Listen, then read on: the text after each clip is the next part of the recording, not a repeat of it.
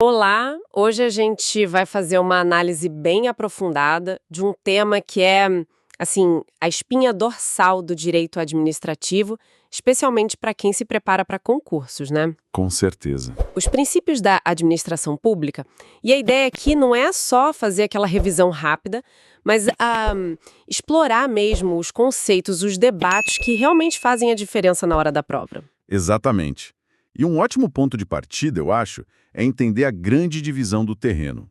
No universo dos princípios, a gente tem, duas categorias fundamentais: os expressos e os implícitos. Certo. Os expressos são aqueles que a Constituição Federal, lá no artigo 37, nomeia claramente.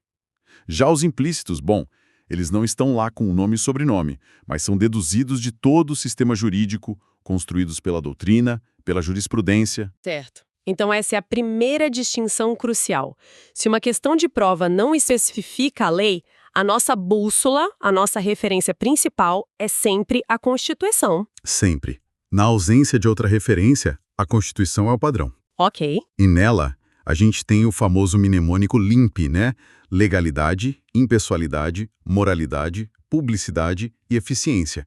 Esses 5 são os expressos. Qualquer outro princípio em relação à Constituição vai ser considerado implícito. E antes da gente entrar em cada um deles, me ajuda a entender uma coisa mais fundamental. O que na prática diferencia um princípio de uma regra? Uma regra parece tão concreta, sabe? Preto no branco. Já um princípio soa mais etéreo. É uma excelente observação, e essa diferença é chave. Uma regra é uma determinação objetiva com um comando direto. Por exemplo, o edital do concurso deve ser publicado com 90 dias de antecedência. Ou cumpre ou não cumpre. Exato. Já um princípio é uma norma mais aberta, um postulado que irradia valores para todo o sistema. O princípio da isonomia, por exemplo, ele não diz exatamente como tratar todos de forma igual. Ele exige uma interpretação constante do gestor, do juiz, para ser aplicado em cada caso concreto. Entendi. As regras são o quê e os princípios são o porquê e o como. E isso me leva a outra dúvida que sempre aparece. Existe hierarquia entre eles? O fato de a legalidade estar na Constituição a torna mais importante que a segurança jurídica que é implícita? A resposta, de forma bem direta, é não. Não existe hierarquia formal entre princípios. Ah, interessante. O fato de um ser expresso é uma escolha do legislador, mas não lhe confere superioridade normativa. Quando 2 princípios parecem entrar em rota de colisão num caso real, a gente não diz que um vence o outro sempre. Então, se não tem uma hierarquia fixa, como é que se resolve esse impasse? Através de uma técnica chamada ponderação. Em vez de uma solução pronta, o aplicador do direito analisa circunstâncias específicas do caso e decide qual princípio deve ter mais peso, qual deve prevalecer naquela situação. Ah, então é contextual. Totalmente contextual. Um exemplo clássico disso é o conflito entre legalidade e segurança jurídica. Imagina que a administração praticou um ato ilegal, mas que beneficiou um cidadão de boa-fé. Pela legalidade, o ato deveria ser anulado imediatamente, certo? Certo. Contudo, a lei estabelece um prazo de 5 anos para a administração anular esses atos.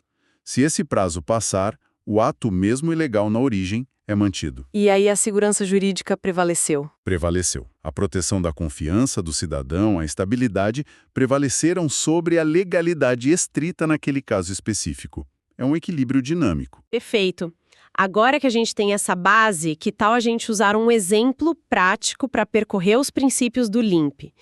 Vamos imaginar uma prefeita que quer construir uma nova creche municipal. Qual seria o primeiro passo dela, olhando pelo prisma da legalidade? Ótimo exemplo. O primeiro passo, sobre a ótica da legalidade, é que a prefeita não pode simplesmente decidir e começar a obra. Ela precisa de uma lei. Precisa de uma autorização legal. A administração pública só pode agir secundum legem, ou seja, de acordo com o que a lei determina ou permite. Para ela, a lei é o ponto de partida e o limite da atuação. E aqui está o ponto que sempre me chama a atenção. Essa lógica é o exato oposto da que vale para nós cidadãos comuns. Precisamente. Para o particular, vigora a autonomia da vontade. Tudo que não é proibido por lei é permitido. Uhum. Prefeita, no entanto, opera sob a estrita legalidade. Se não houver uma lei prevendo a construção daquela creche e destinando recursos para ela, a ação dela é inválida. Ok, então a prefeita conseguiu a lei, o orçamento, a obra pode começar. Mas ela não pode escolher construir a creche no terreno ao lado da casa do maior cabo eleitoral dela só para agradar, correto? Imagino que é aí que a impessoalidade entra em cena. Exatamente. A impessoalidade é um princípio com múltiplas faces. A primeira, como você falou, é a da finalidade. Toda ação administrativa deve visar ao interesse público, não ao interesse privado de um gestor ou dos aliados dele. Certo. A segunda face é a da isonomia, ou igualdade.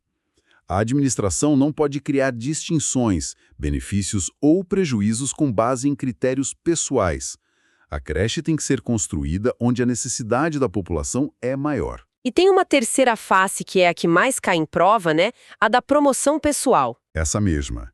É a vedação à promoção pessoal. A publicidade dos atos, programas e obras do governo deve ter caráter educativo, informativo. Não pode, de forma alguma, conter nomes, símbolos ou imagens que caracterizem promoção pessoal de autoridades. Aquela placa de obra com a foto do político, sabe? Clássico. É um exemplo clássico de violação da impessoalidade. E, inclusive, é um ato de improbidade administrativa. Seguindo com o nosso caso da creche. Digamos que a licitação seguiu a lei. Mas há um forte rumor de que a empresa vencedora, apesar de ter a documentação em dia, pertence a um parente da prefeita. E o preço está um pouco acima do mercado. O ato é legal, mas parece errado. É a moralidade que cuida disso. Perfeitamente. A moralidade administrativa exige uma atuação honesta, ética, leal, de boa fé. E o ponto mais fascinante aqui é que, desde a Constituição de 88, a moralidade ganhou autonomia em relação à legalidade. Espera um pouco, isso é muito poderoso. Quer dizer que um ato pode seguir todos os ritos da lei, ser formalmente perfeito e ainda assim ser anulado por ser considerado imoral? Exatamente. Um ato legal pode ser anulado judicialmente por violação à moralidade. Mas isso não abre margem para uma subjetividade perigosa? Essa é a grande tensão do princípio. Mas o controle dessa subjetividade vem dos padrões éticos da sociedade e de conceitos jurídicos consolidados, como o nepotismo. Não é a moral pessoal do juiz, mas uma moralidade jurídica, um padrão de conduta esperado do bom administrador. Entendido. Agora, para a população fiscalizar tudo isso, a lei, a licitação, os custos da creche, informação, precisa estar acessível. Chegamos à publicidade. É simplesmente um sinônimo de transparência. Em essência, sim, a publicidade é o dever de dar total transparência aos atos da administração. A regra geral, reforçada pela Lei de Acesso à Informação, é a máxima divulgação. E o sigilo? O sigilo é uma exceção raríssima, aplicada apenas quando a divulgação colocar em risco a segurança do Estado ou da sociedade, ou violar a intimidade das pessoas. Certo. E essa transparência pode ser ativa quando o governo publica informações por iniciativa própria ou passiva quando responde a um pedido de informação. Fechando o nosso LIMP e o projeto da creche, chegamos à eficiência. A obra não pode só ser legal e impessoal. Ela precisa ser entregue e bem feita. Exato.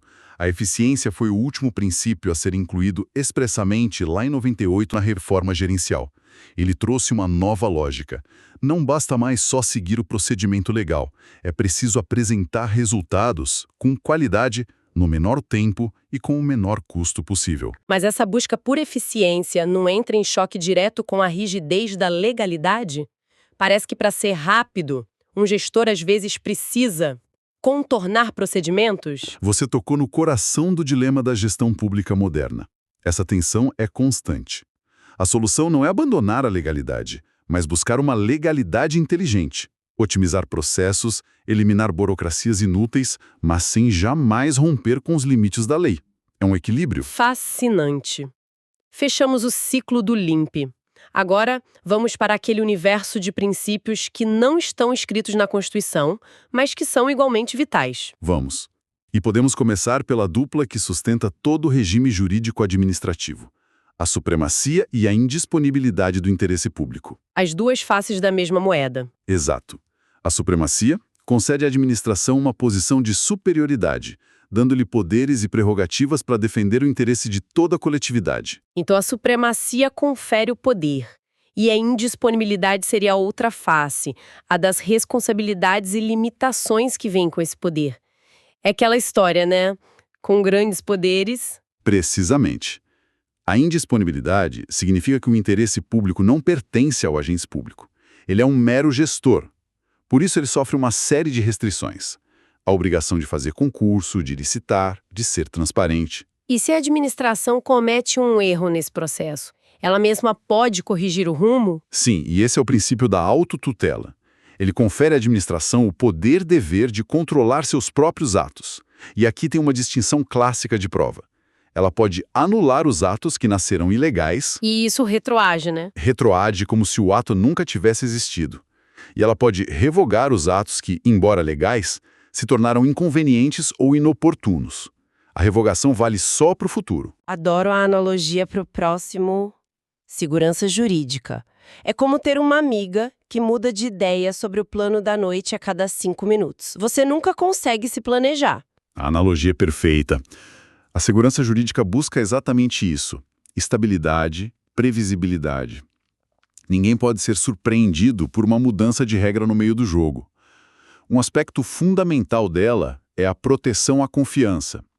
O cidadão que age de boa fé, acreditando num ato estatal, não pode ser prejudicado por uma mudança de entendimento depois.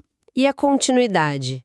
A imagem que me vem à cabeça é um ponto de ônibus lotado, debaixo de chuva, durante uma greve.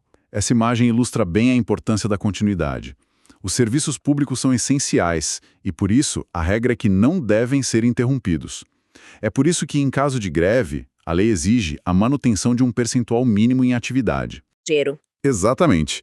São princípios que funcionam como um freio contra os excessos do poder. Qualquer medida que restrinja direitos deve ser adequada, necessária e proporcional.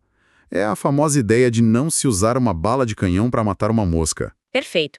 Sei que a lista de princípios é vasta. Para finalizar, poderíamos passar rapidamente por alguns outros que têm aparecido com mais frequência em provas? Claro, uma abordagem mais eficiente. Eu destacaria 3. Primeiro, o da precaução, muito forte no direito ambiental. Ele diz que, na dúvida sobre um dano grave e irreversível, o Estado deve agir para prevenir, mesmo sem certeza científica. Certo, melhor prevenir. Um segundo, cada vez mais relevante, é o da consensualidade. Ele representa uma mudança de paradigma. Em vez de o Estado sempre impor sua vontade, ele deve buscar o diálogo, a negociação. E o terceiro? E, por fim, a subsidiariedade. Esse princípio estabelece que o Estado não deve assumir tarefas que a iniciativa privada pode realizar. A atuação estatal deve ser focada no que é essencial. E com isso, a gente fecha nossa análise aprofundada sobre os princípios administrativos. Fica muito claro que eles não são meras recomendações, mas sim a verdadeira estrutura que sustenta e limita a atuação do poder público. Exatamente. São os pilares. E para quem nos acompanha, fica a reflexão que permeou a nossa conversa. Como o gestor público, no dia a dia, equilibra a busca por resultados, da eficiência, com as amarras da legalidade. Entender essa tensão é entender o grande desafio da administração pública hoje. Agradecemos por acompanhar esta análise. Para quem esteve conosco em toda a jornada de estudos, nosso muito obrigado. Esperamos que este conteúdo ajude na sua preparação. Continue conosco e bons estudos! Se este conteúdo te ajudou nos seus estudos para concursos públicos, aproveite e assista agora a outros vídeos de nosso canal. Aqui você encontra material gratuito, dicas de estudo e conteúdos atualizados para concursos públicos. Inscreva-se no canal, ative o sininho para não perder nenhuma aula, compartilhe com outros concurseiros e deixe seu comentário com dúvidas ou sugestões. Pode Passar Cast, o conteúdo certo para quem estuda para passar em concurso público.